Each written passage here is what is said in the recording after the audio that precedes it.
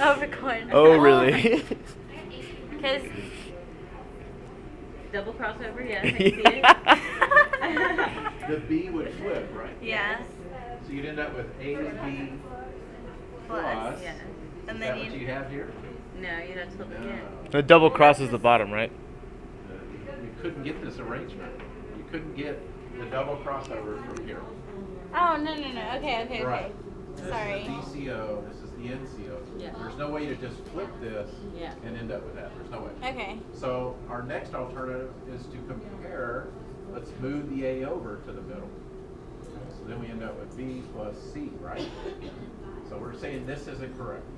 Okay. If we now have a double crossover, is that possible? Do we end up with the right answer? The double crossover would end up with, so the DCO would end up with Plus C. plus. Oh, plus. Right, because only the middle one moves in a double crossover.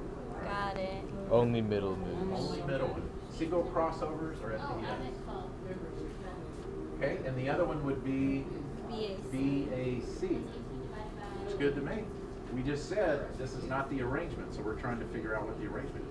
As long as we end up with the letters that we wanted, that's going to be okay. And we did. We ended up with ABC here. It's just now we've shown and proved that A is in the middle. But why would you put A in the middle and not like B or C? Well, we had B in the middle. Well, we had B in the middle here. Oh, and then you couldn't And get. it was wrong. You'd have A, B, and then plus. Okay, got it. You So would let's have a try, C. well, let's try C in the middle.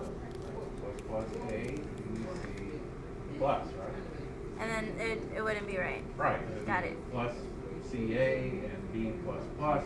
Doesn't look anything like what we want, so that's No. wrong. Okay. Really what you're trying to determine is who's in the middle.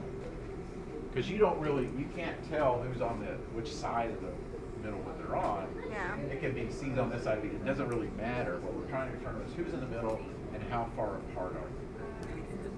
Now you have to look, now that you know this is the orientation, you have to look at the single crossovers between A and B, and the single crossovers between A and C to determine which one's further or which one's closer.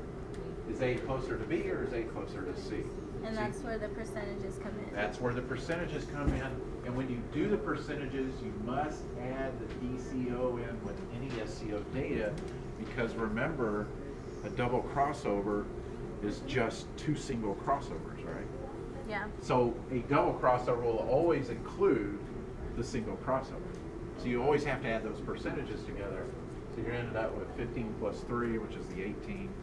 And you know percentages equal map units. Right? Yeah. So, and then the other one's 20 plus 3. 23. Yeah.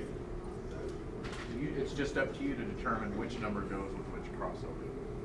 To determine is A closer to B or is A closer to C? And you just find out from the crossovers. Yes, the single crossover.